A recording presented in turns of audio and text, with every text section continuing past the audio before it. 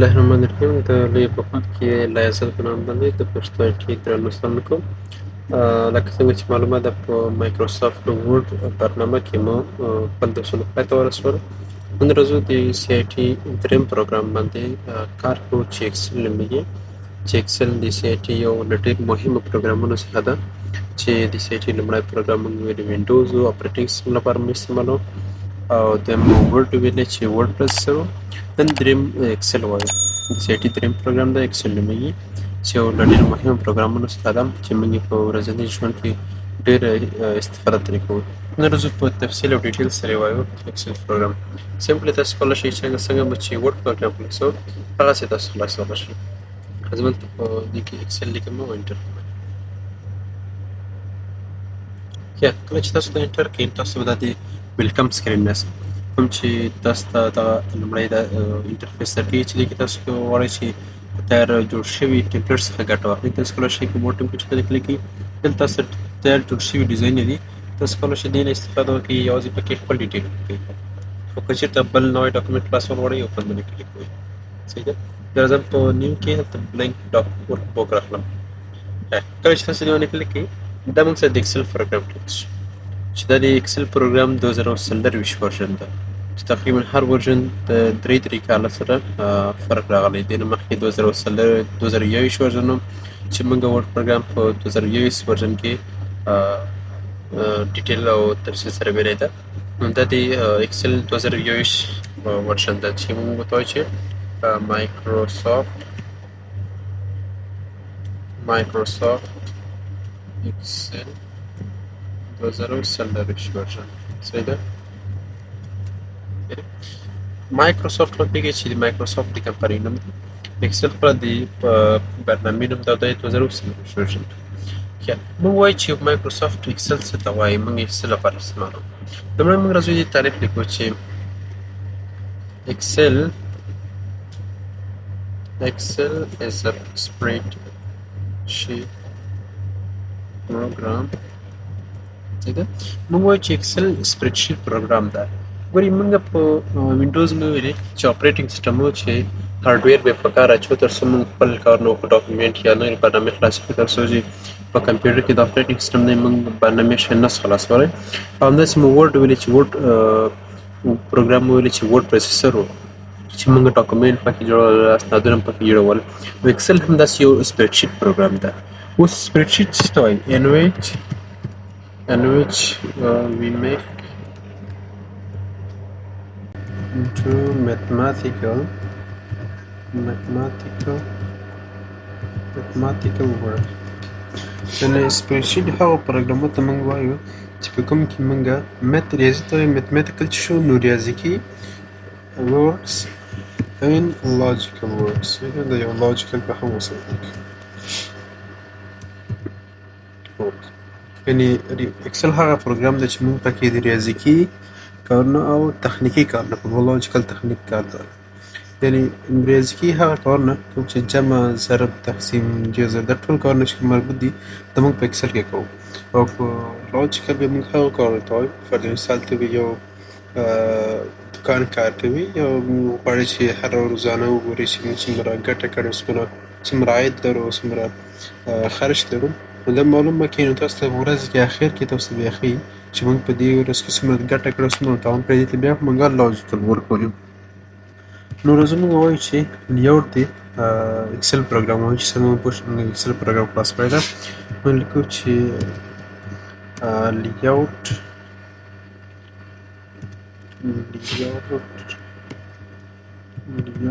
of MS Excel. صحیح ده. اکسل او د ورډ تقریبا لیاوټ فرق نه کوي، په څو شیانو دې کې زیات راغلي. لومړی دې کې موږ لرو ټایټل بار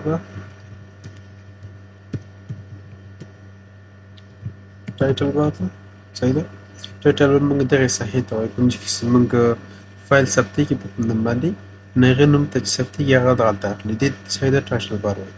دویم ځای کې موږ سرچ بار هم لرو چې نوی په ورډ کې موږ نه درلودو، په دې کې موږ لرو سرچ بار، په دې کې موږ سرچ بار دغه دې ته صحیح ته سرچ بار ویل کېږي چې دا موږ کولی شو وروسته له آپشن څخه یې بند هم څنګه بندول شاید طریقه هم بیا هم درته ښیو.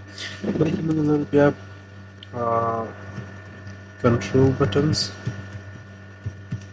buttons چې دغه بټنو ته موږ کنټرول بټن کوم چې کلوز دا او مینیمایز او مکسیمایز دا کوم برخه هم ورسره ویلی شو چې دغه ساحې ته موږ د کنټرول بټنز وایو او موږ بل لرو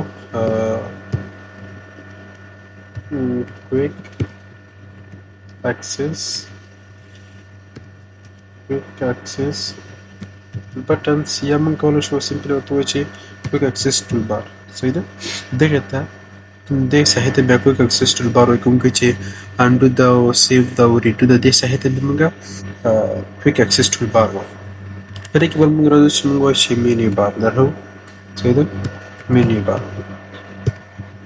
دغې ساحې ته په کوم ریبن کې چې زموږ مینوګانې لرو د مینوګانې لرو دې ته موږ کویک اکسس مینیو بار وایو صحیح ده دغې ریبن ته چې موږ مینیو لرو هم ده انسرټ ده پیج لیاوټ ده تر هیلپ پورې دې ته موږ وایو چې مینیو بار بل موږ لرو چې سټانډرډ مینیو بار صحیح ده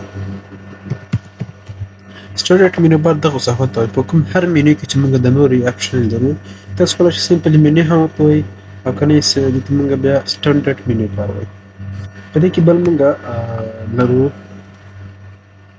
ادرس بار صحیح ده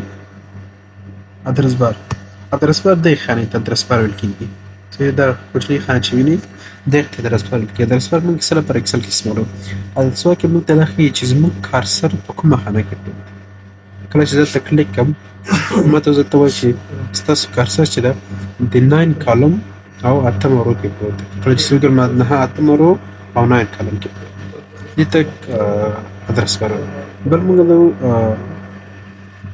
فورمولا بار ده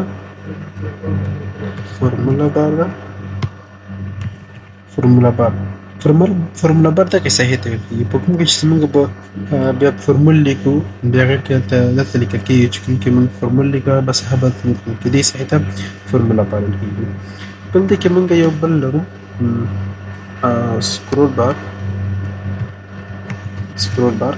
چې موږ دې کې دوه سکرول بارز لرو یو ورټیکل ده یو هورزنټل ده چې دا بار ده یو هم دا سکرول بار ده بیا تاسو کولی شئ چې تاسو ټکسټ ډېر ولرئ تاسو کولی شئ پکې ډېره ګټه واخلئ بل دې کې موږ سټیټس بار لرو سټیټس بار دغې ساحې ته ویل کېږي په کوم کې چې موږ ته ښیي چې موږ څو شي لاندې ساحې ته د شي نه لاندې انټر د اکسیسیبیلیټي ده او دغه د صفحې سایز او دغه لینډسکیپ او دغه پورټریټ دغه موډ چې موږ ته پېښي دې ته څه ویل کېږي دې ته سټیټس بار ویل کېږي چې موږ ته په ورډ پروګرام کې دا هم ښودی چې موږ څو صفحې لرو په خپل فایل کې دا شو لیاوټ دی اکسل صحیح ده چې هر یو تاسو پوه شئ چې لیاوټ اکسل څو ټایټل بار دغې ساحې ته ویل کېږي په کوم نوم چې موږ خپل فایل ثبتو هغې کې به هغه نوم به درته راخلي زه دا فایل یو نوم باندې ثبتوم کنټرول یې ثبتوم په څه نوم باندې چې تماشا ځم فرسټ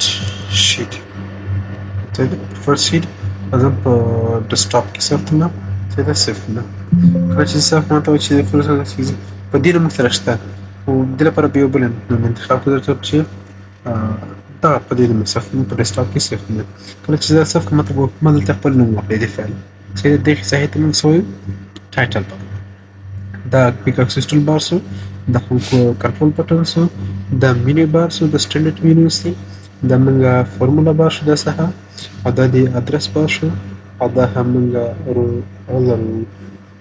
سکرول بار سو دلته هم سټیټس بار بل موږ وایو چې دلته موږ پکې لیکو چې اکسل فایل was called workbook بیا موږ وایو چې اکسل فایل ته موږ څه وایو ورکبوک وایو لکه څنګه چې مایکروسافټ ورډ فایل ته موږ څه ویلي ډاکومنټ ویلي دې ته موږ د اکسل فایل ته موږ څه وایو ورکبوک وایو دې ته موږ څنګه ورکبوک وګورئ دا صفحونه د کلکولیټر صفحونه د کلکولیټر صفحه دا اوس مثلا د اکسل فایل د صحیح ده دا ما اوس صفحه سره دغه فایل ته ورکبوک ویل کېږي ورې کې چېرته موږ ورډ پروګرام خلاصو د ورډ فایل ته موږ ډاکومنټ ویلو صحیح دلته راځي موږ فایل خلاصو ته ګورئ موږ ته ډاکومنټ ښودل کېږي دا ډاکومنټ ورډ فایل ته موږ ډاکومنټ وایو او د اکسل فایل ته به موږ څه وایو ورکبوک وایو صحیح ده دا د ورکبوک څخه شو بیا موږ په هر ورکبوک کې موږ شیټ لرو صحیح دغې ساحې ته بیا شیټ ویل کېږي چې کوم شیټس موږ ولرو. دلته موږ د ګور شیټ لرو. یو شیټ د تاسو کولی شئ زیات شیټ تاسو کولی شئ په مثبت علامې سره راولئ. مثبت باندې کلیک وکړئ او تاسو کولی شئ زیات شیټ ورسره راولئ. دا شیټونه موږ هغه وخت استعمالوو کله چې تاسو غواړئ زیات ریزلټ جوړ کړئ. فرض مثال یو صرف د یو کال ریزلټ وباسئ. یو مکتب کې تاسو کار کوئ، تاسو نو غوښتل شئ چې د دې صرف یو کلن راپور ماته راکړه چې هره میاشت کې کوم شاګردانو ول، کوم نه ول، کوم غیر حاضر و کوم غیر حاضر ول. نو دې لپاره موږ داسې کوو چې د هر شي ته موږ خپل نوم ورکوو. زه راځم موږ 12 میاشتې کال کې لرو، بیا باندې برایټ نه کوو، تاسو به دا نیم کې ځان ته پاسئ. راځم دا د کوم میاشت ده؟ جنوري میاشت ده. صحیح ده؟ دا د جنوري میاشت ریزلټ ده. صحیح ده؟ دې باندې کلیک کوم. دا د هم د رایټ کلیک وکړئ، رینیم نه کوي دلته ته چې دا د فبروري میاشت ده. همداسې ټولې میاشتې به تاسو رینیم کوئ. هر څومره شیټونه چې تاسو غواړئ د ځینې ځان سره اډ کولی شئ. تاسو کولی شئ دې کې بیا ریزلټ جوړ کړئ. دې ته بیا شیټ نوم وایي.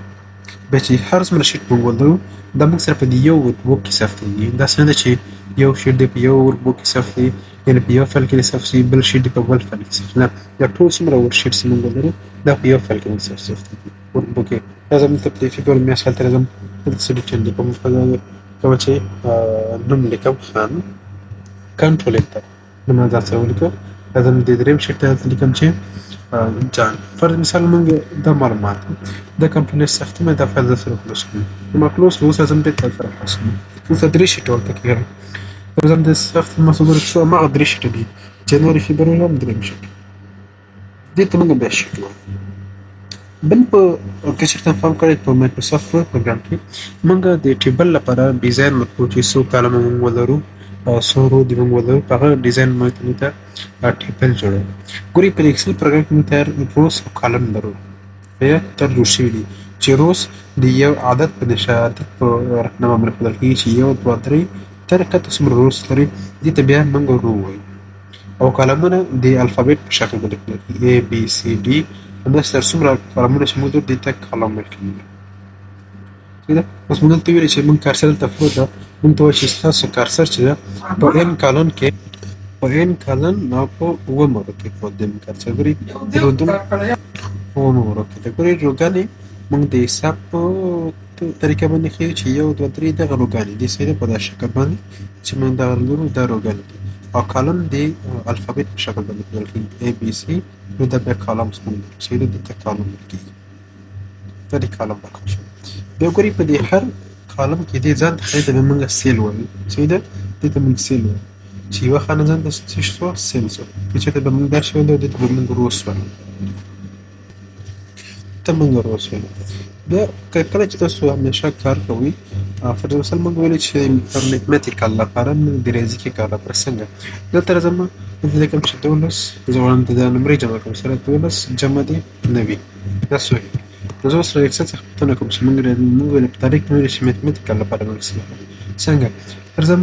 موږ هر کله چې تاسو د ریاضي فورمول لیکئ، ریاضي کار کوئ، نو همیشه دا شرط ده چې لومړی به دا مساوي علامه ایکټر کوئ یا ایک ولرئ. که چېرته دا نه وي د ریاضي هېڅ کار هم نه غیر نه کېږي. لومړی کله دا ولیکئ، زه راځم ته وایم چې 12 صحیح ده جمع دی، جمع دغه علامه ده. صحیح ده؟ شیفټ به له دغه ونیسئ د مساوي علامې باندې کلیک کړئ. کله چې دې باندې کلیک کړئ مثلا 12 جمع د 100 90. کله چې تاسو دې باندې کلیک کړئ تاسو چې 12 جمع 90 څه کېږي؟ 100. دې ته بیا موږ د سیل خانه د میتمیټیکل وایو.